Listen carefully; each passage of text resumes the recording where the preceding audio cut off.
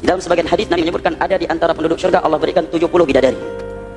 Yang apabila betis mereka saking putihnya, apabila ditampakkan ke dunia bisa menerangkan seluruh dunia yang gelap. Ya. Ini 70 bidadari selain istrinya yang ada di dunia, andai kata istrinya juga penduduk surga. Jadi di sini ada hiburan buat bapak-bapak yang ngebet poligami tapi belum bisa poligami. Dan ibu-ibu yang tidak mau menerima poligami. Andai kata ibu di dunia nggak dipoligami, di surga ibu pasti dipoligami oleh suami ibu sendiri. Ibu terima apakah tidak? Di antara penduduk surga 70 istrinya jemaah. Bidadarinya 70 diberikan oleh Allah.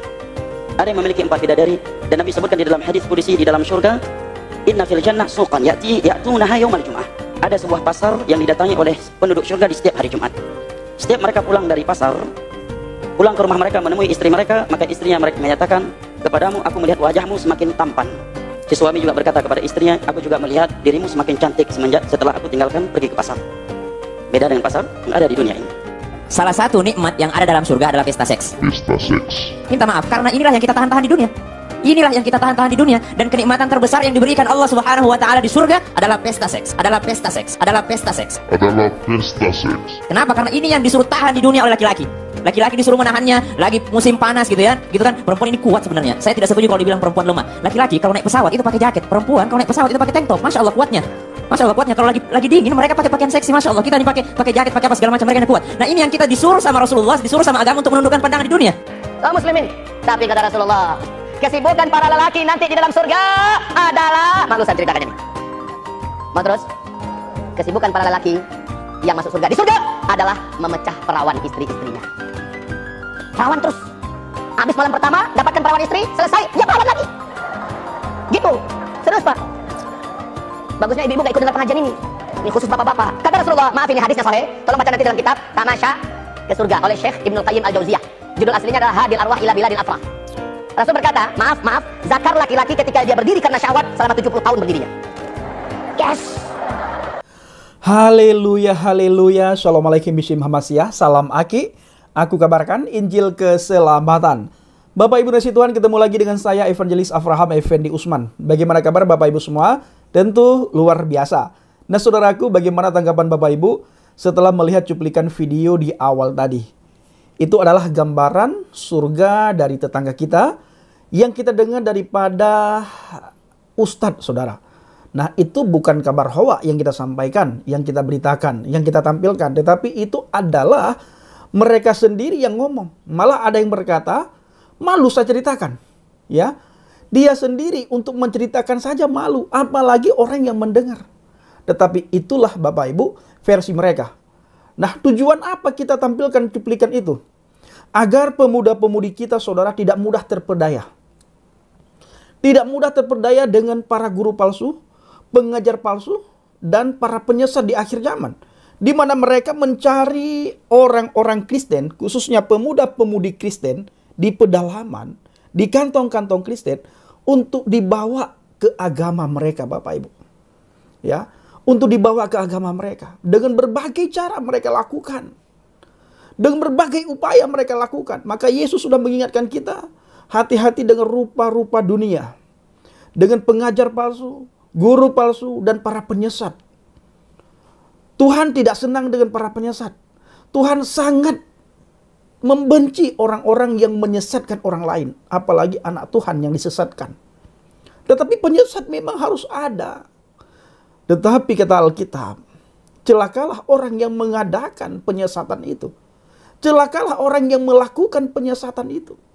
Jadi guru palsu Bapak Ibu ada di sekitar kita untuk mencari kita, mereka ajak sehingga kita menyangkal iman percaya kita kepada Tuhan Yesus Hamasyah. Dengan berbagai daya dan upaya mereka lakukan.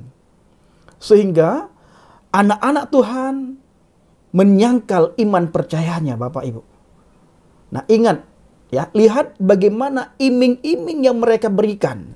Iming-iming yang mereka perdengarkan saudara. Ya kita bersyukur, kita percaya apa kata firman Tuhan.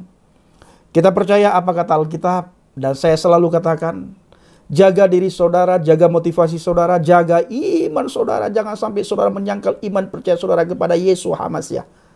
Kepada Yesus Kristus. Kita bukan berbicara mengenai di luar Yesus ya keselamatan. Itu sudah jelas. Tetapi saudara bisa melihat bagaimana gambaran surga yang diperdengarkan oleh beberapa ustadz tadi, saudaraku.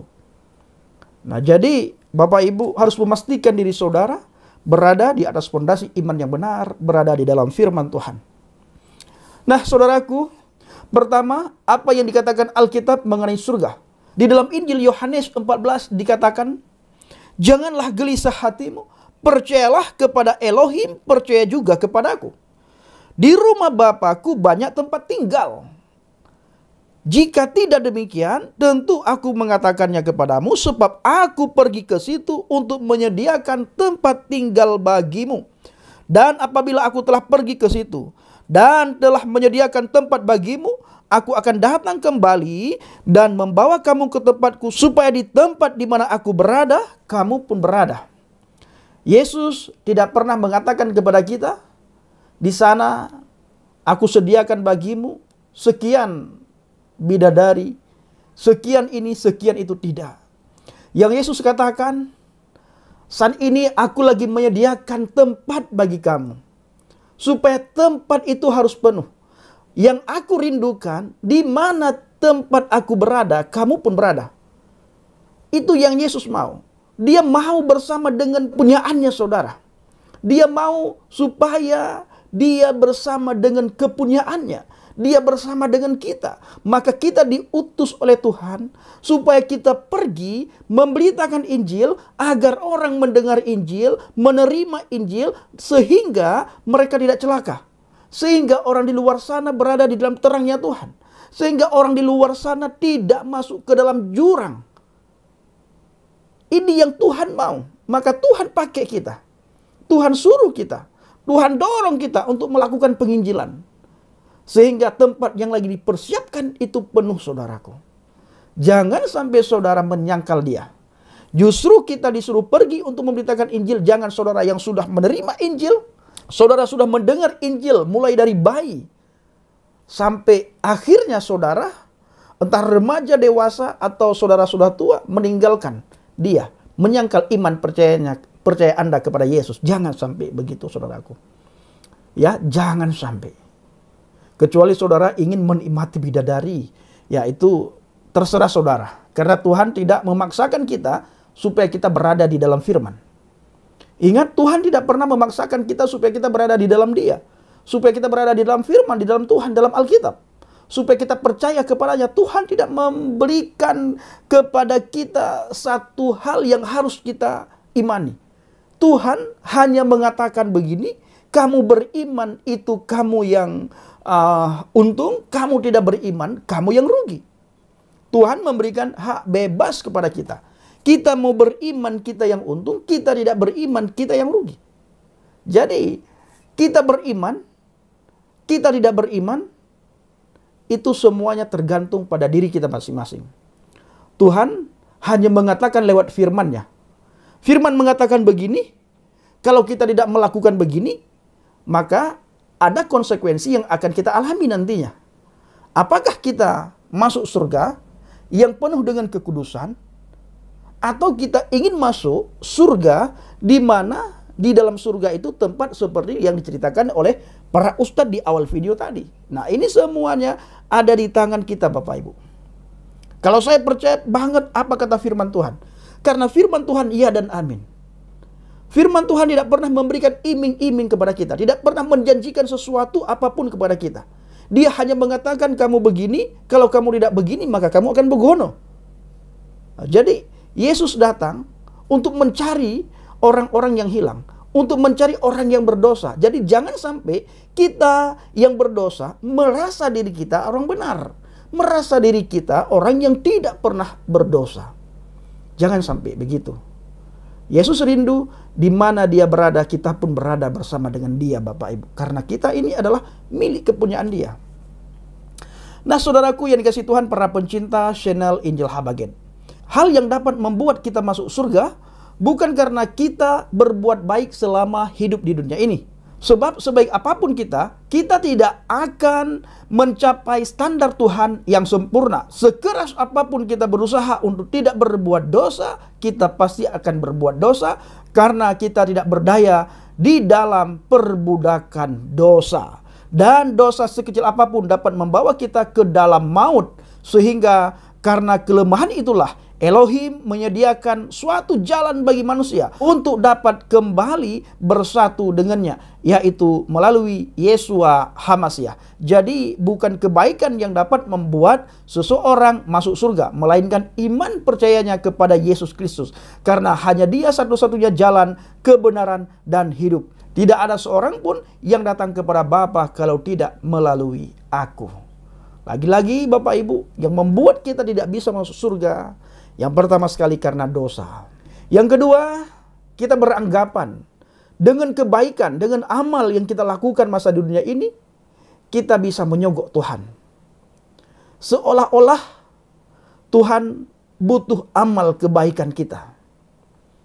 Padahal kebaikan dan amal yang kita lakukan, pahala yang kita lakukan itu adalah buah daripada pertobatan kita. Rasa syukur kita kepada Tuhan. Nah, maka dari itu Bapak Ibu, kita masuk surga itu karena iman percaya kita kepada Yesus. Kita tidak mampu, saudaraku, karena kita hidup di dalam dunia ini, kita pasti akan berbuat dosa, saudara. Karena kita tidak berdaya di dalam perbudakan dosa. Tapi kita mampu untuk tidak melakukan dosa apabila kita berada di dalam firman Tuhan. Nah, karena firman Tuhan, Roh Kudus yang akan menginsafkan kita. Setiap kita ingin melakukan dosa, apabila kita di dalam firman Tuhan, maka Roh Kudus selalu mengingatkan kita, selalu menginsafkan kita, selalu memberikan warning kepada kita, ini dosa, jangan kamu lakukan. Tetapi bila kita tidak berada di dalam firman Tuhan, maka sulit sekali bagi kita untuk mendengarkan suara Tuhan bila kita tidak tinggal dalam firman. Nah, Bapak Ibu, yang ketiga, menurut 1 Korintus 2 ayat 9, surga itu tidak dapat dibayangkan oleh logika manusia. Gambaran mengenai surga tidak pernah dilihat oleh mata, tidak pernah didengar oleh telinga, dan tidak pernah timbul dalam hati manusia. Ayat ini memberikan kesimpulan kepada kita bahwa seindah apapun imajinasi yang kita ciptakan mengenai surga, tetap saja tidak akan pernah mendekati gambaran surga yang sebenarnya. Rasul Paulus juga menjabarkan sedikit deskripsi mengenai surga, yaitu bahwa di surga tidak ada daging dan darah, dan yang binasa tidak mendapat bagian dalam apa yang tidak binasa. Mazmur 96 ayat 6 menggambarkan keadaan surga sebagai tempat yang kudus. Kehidupan di surga menurut Wahyu 19 ayat ke-6 dikatakan bahwa di surga semua orang dari segala suku, bangsa, dan bahasa berkumpul untuk memuji dan memuliakan Elohim. Jumlah mereka tak terhitung. Mereka bernyanyi dan menyembah Elohim tanpa kenal lelah, sehingga suara mereka diumpamakan seperti desau air bah dan deru guru yang hebat. Dan mereka yang berdiri di depan tahta anak domba semuanya memakai baju putih serta memegang daun palem di tangan mereka. Dalam Yesaya 65 ayat 23 digambarkan, dikatakan bahwa di surga manusia tidak akan bersusah payah dengan percuma, tidak akan melahirkan anak dan mati mendadak, karena mereka semua adalah keturunan yang diberkati Tuhan. Di surga tidak yang berbuat jahat atau berlaku busuk, menurut Yesaya 65 ayat 25. Jadi Bapak Ibu, dalam Alkitab kita tidak pernah menemukan gambaran surga seperti yang diceritakan oleh para ustadz di awal video tadi. Kiranya video singkat ini menjadi berkat bagi kita semuanya, menjadi pelajaran bagi kita semuanya, menjadi wawasan bagi kita semuanya, dan menjadi kekuatan iman bagi kita, sehingga kita selalu berteguh di atas fondasi iman yang benar. Saudara mau menyangkal dia atau tidak, Tuhan tidak pernah rugi. Yang rugi adalah kita semuanya. Maka posisikan selalu diri kita berada di atas firman, berada di dalam firman, berada di dalam fondasi iman yang benar. Assalamualaikum Bishim Hamasiah, salam Aki.